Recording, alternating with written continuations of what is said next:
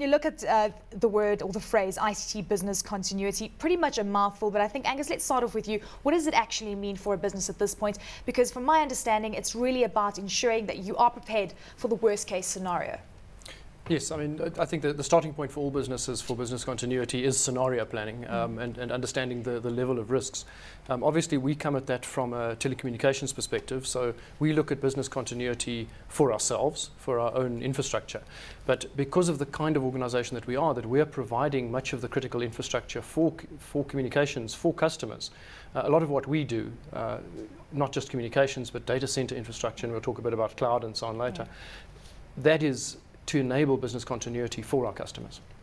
With regards to the South African context, are we equipped, and where are we relative to where we were before the World Cup? I think that people have put improvements in place. We were discussing a little earlier. I think the problem is that probably not enough focus and effort has gone into site planning and the likes. And of course, there's a certain decision that just having remote disaster sites is enough. One of the issues that people need to take seriously now is how do your remote users get access to work?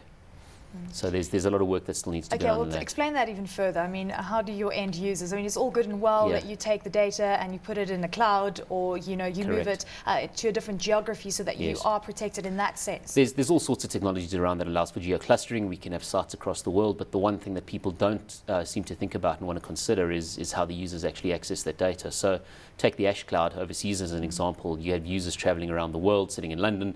They separated from the office. How do they continue working as a remote user? And that's the kind of technology that people are looking at the moment.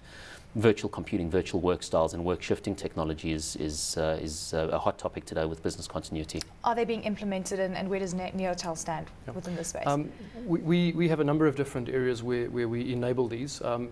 Just to indicate, through Tata Communications, which is our global parent company, a lot of the services for global corporates include this kind of thing. So VPN services, obviously, virtual private network services, but also the ability to increasingly work pretty much anywhere.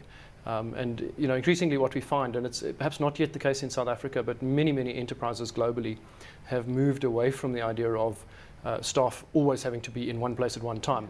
So once you're moving staff out of offices, you're making them, you're virtualizing them already. You're moving them away from their offices.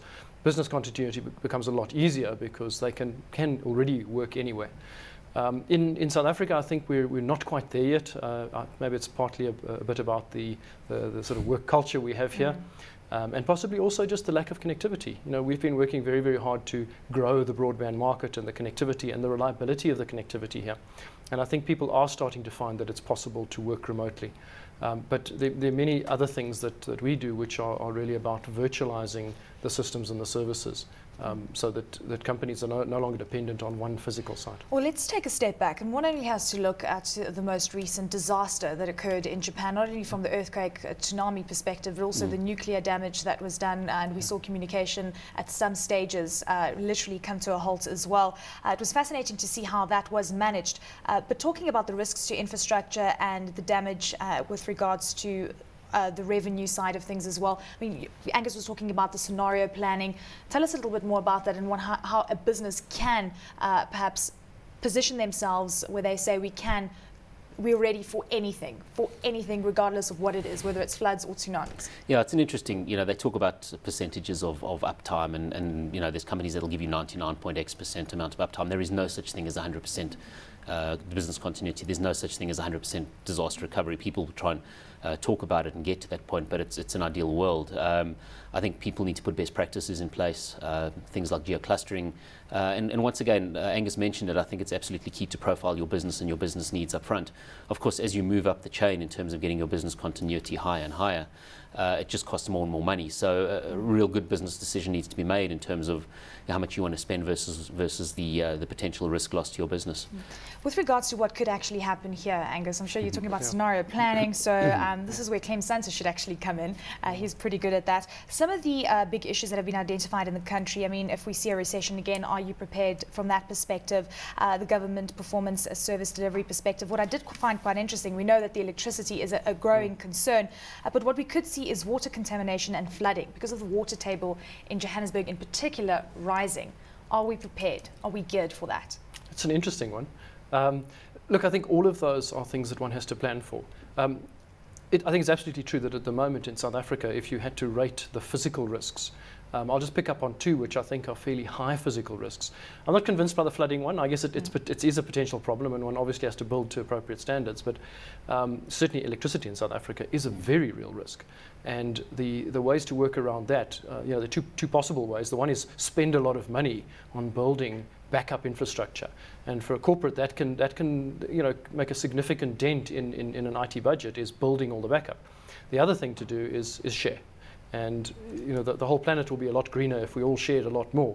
And so our whole data center strategy is built around building a highly efficient and not only efficient but also the efficiency of sharing in a data center means that as soon as as long as you've got connectivity into the data center or multiple data centers for reliability, you can essentially reduce the per unit cost. And so we have models in our data center where we're charging per unit for energy.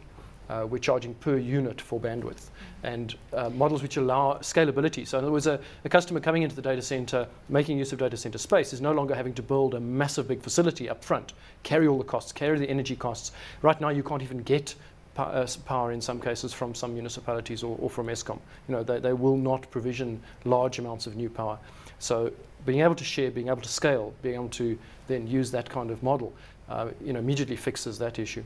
The other one I just want to touch on was you talked about Japan and communications. I don't know if people realize, we hear a lot about CCOM and breaks and cables and so on. They have far worse problems in earthquake zones. South Africa historically has been very, very stable. We're on the middle of a tectonic plate, more or less. So we simply don't have the kind of real disruption that happens quite often on submarine cables in the Pacific, for example. But that doesn't mean it doesn't happen. And so obviously the kind of thing you need to do for redundancy and reliability there is to have access to multiple different infrastructure. So for example, in our case, we on any of the services we deliver for internet, we have currently 4 cables. We've got SAT3, we've got SAFE, we've got EASY, we've got CCOM. When WAX comes next year, we'll have 5 cables. And we think that's getting us close to the 100%. Well, shouldn't there perhaps be also that diversification into satellites as well? Isn't that one way, a safety measure? Because if perhaps all these cables, become faulty, something happens, and then we have no means of communication. It is a real challenge. The problem we have with satellite nowadays is that satellite has very limited bandwidth. So the amount of bandwidth that we are currently carrying on submarine cables into South Africa, there is not even close to the same amount of satellite bandwidth available. And so one often talks about using different media, so using satellite and submarine cables. But the reality is that if all the submarine cables failed, there is not sufficient bandwidth on satellite. With regards to data centers, and I saw that you were agreeing there with Angus, it's all about sharing. Yes, it is. It is. But in terms of a client then trusting perhaps Neotel and specific companies, shouldn't you be diversifying as well and ensuring that various companies do have access to the data that Absolutely, you need? and that's where the whole cloud message comes in. We mentioned, and Angus mentioned, that we touch on cloud, and it's a natural progression for disaster recovery and business continuity to move into cloud, and it's about elasticity. It's about when demand is needed to shift the demand and shift the required workload somewhere else. Cloud computing is this ethereal thought today, but effectively it's a shared data center infrastructure with some clever management tools around it that allows for moving of workloads off to another cloud. Cloud bridging, cloud access and security of course comes into it. Sharing is absolutely key today. People are building infrastructures for maximum demand. We need to move away from that and understand that we need to start sharing infrastructure. It's going to be an enormous power saving. Perfect example is our revenue services. They have peak loads at a short period per year. Every few months they have major peak loads, and they have to build for that. They have to build to 100% capacity. If they offload it to offload it to cloud, that ease up a lot of their power requirements and share infrastructure with another company. Is this what you're advising to the South African Revenue Services at this point in time? It's definitely something that a lot of organizations are looking at.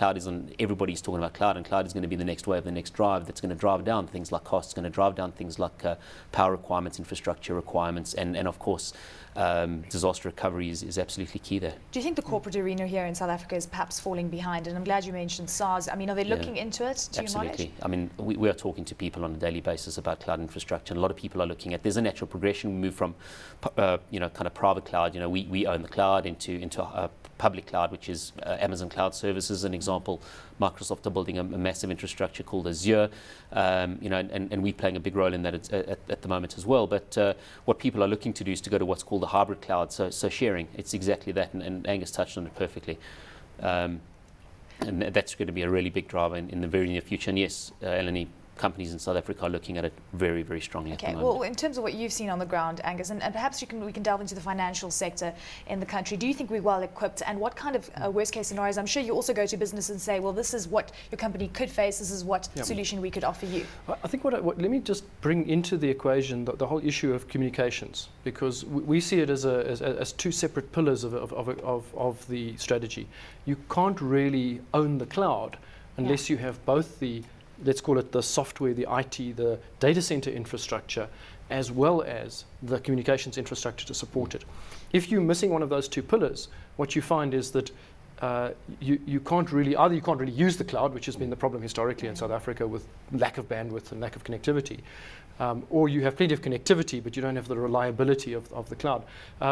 So banking is a very good example. I mean, banks are highly secure environments. They need to be very, very secure. They need to be very, very, very controlled. The interesting thing is this: historically in South Africa, we haven't thought about it in terms of real physical diversity. The global norm is that one should really be building physically redundant infrastructure 50 to 100 kilometers apart at least. So we have a data center in Joburg, we have a data center in Cape Town. We regard those as being genuinely diverse. And for global customers, that's what they would regard as diverse. Historically in South Africa, because it was so expensive to connect the places together, even financial institutions in South Africa have built very close together, 10, 20 kilometers apart, and as close as they can get so that the communications cost is minimized. And I think if a disaster should strike, then obviously you could be in a predicament because both of your centres. Well, I mean, if you're feeding off the same power supply, or you're feeding off the same power feed of the same municipality, you're obviously going to have some level of issue. So certainly that diversity is critical. Just to touch on the cloud, I don't know. Again, people who are looking at buying into cloud, you need to really look at the physical capability. We have a couple of things we're doing. We have some standard virtual machine platforms which we offer on a standard basis, basic virtualization inside a data center, and that we're offering in Joburg and Cape Town. But in a couple of months' time, you'll be seeing some very interesting stuff coming from us, because our parent company, Tata Communications, is actually competing in the same space as the Amazons and the Microsofts with its own global cloud offering, which we're bringing to this market. So watch the space, it's on its way. And what people really need to do is those who haven't seen it work, have a look at what a real virtualized infrastructure looks like. You can have a virtual machine running a process live in a data center, carrying all your traffic, and you can literally pull all the plugs out and it'll instantly reappear 1,500 kilometers away. That's what we do between Joburg and Cape Town. It's really quite magic when it works. And I think a lot of what stops companies from diving in and using it is this worry that it's insecure and it's not virtual. under their control. Cloud, I think they should have come up with perhaps more grounded the benefits word. Definitely outweigh the Okay, we have to go to a short break. We'll be continuing this conversation right after this, and of course we'll be touching on various technological advances within this space.